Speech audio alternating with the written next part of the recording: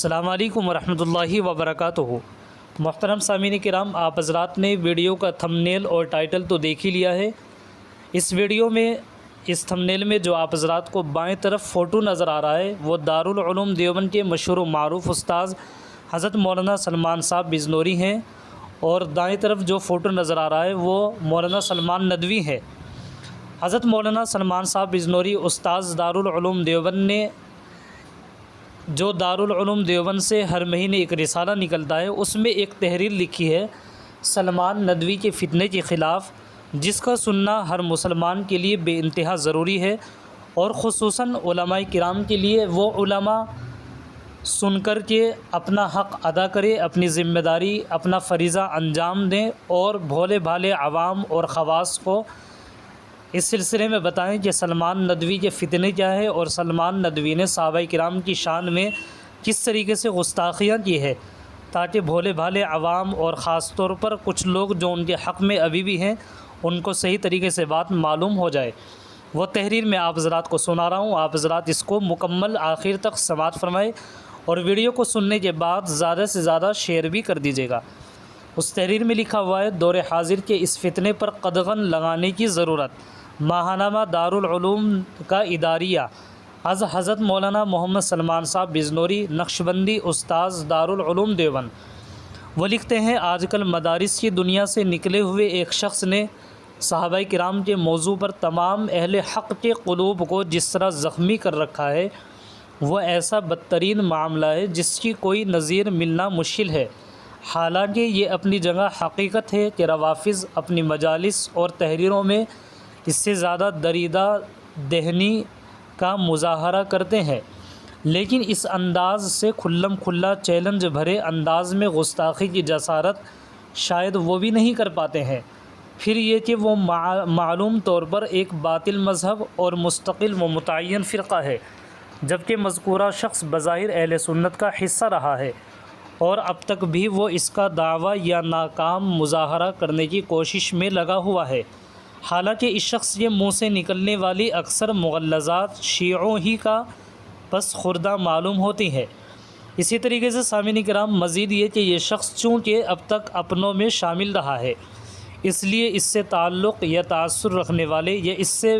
پڑھے ہوئے بہت سے لوگ اس کی باتوں کو اس طرح لے رہے ہیں جیسے اپنے ہی کسی آدمی کی باتوں کو لیا جاتا ہے۔ ایسے لوگ یہ سمجھ رہے ہیں کہ یہ آدمی شاید کوئی تحقیقی بات کر رہا ہے یا اس کی بات میں کچھ نہ کچھ وزن ہے، حالانکہ یہ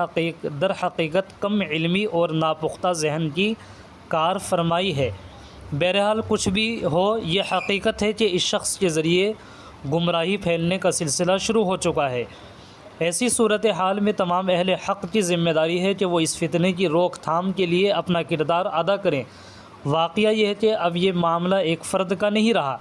اس لیے کہ تشکیک و ارتیاب کے اس دور میں شیطان باطل خیالات کو جلدی سے مزین کر دیتا ہے،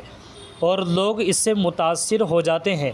پھر یہ معاملہ کسی ایک مسئلے کا نہیں بلکہ پورے دین کے اعتبار و اعتماد کا ہے، اس لیے کہ اگر صحابہ پر سے اعتماد ختم ہو جائے یا کمزور پڑ جائے تو دین پر اعتماد باقی رہنا ممکن نہیں رہتا۔ حقیقت یہ ہے کہ رفض و شیعیت کی شکل میں جو فتنہ دور صحابہ میں برپا کیا گیا تھا، اس کا اصل نشانہ یہی تھا کہ دین اسلام سے اعتماد اٹھا دیا جائے۔ پھر دور تابعین ہی سے تمام اکابر امت، ائمہ مجتہدین، فقہا و محدثین نے اپنے طرز عمل سے واضح طور پر یہ پیغام دے دیا کہ وہ یہودیت کی اس سازش کو سمجھتے ہیں۔ چنانچہ انہوں نے طے کر دیا کہ صحابہ کے سلسلے میں کوئی منفی بات قبول نہیں کی جائے گی۔ حضرت عمر بن عبدالعزیز سے لے کر ائمہ اربعہ نیز اس دور کے اور بعد کے تمام رہنمایان امت کے اقوال پر آپ نظر ڈالیں، سب کا خلاصہ یہی نکلے گا کہ صحابہ کا مقام محفوظ و متعین ہے، اس سے کوئی چھیڑ چھاڑ کرنا جائز نہیں ہے۔ نہ تو صحابہ کرام کے مشاجرات و اختلافات کے بارے میں کوئی بات کی جائے گی، اور نہ ان میں سے بعض سے صادر ہونے والی کسی غلطی کا تذکرہ کیا جائے گا۔ اسی طریقے سے سامعین کرام، ان کا تذکرہ صرف خیر کے ساتھ ہی کیا جائے گا۔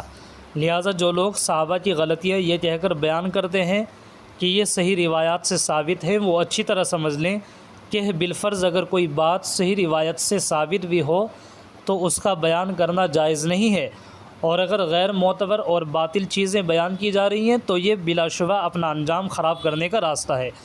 اس سلسلے میں تفصیلی گفتگو تو ان سطور میں ممکن نہیں ہے، سر دست صرف اسی ضرورت کی طرف سے متوجہ کرنا مقصود ہے کہ گمراہی عام ہونے سے پہلے اس کی روک تھام پر توجہ کی ضرورت ہے، جو ہم سب کی مشترکہ ذمہ داری ہے۔ ماخوذ از ماہنامہ دارالعلوم سفر المظفر 1447 ہجری مطابق اگست 2025 عیسوی، صفحہ 3-4۔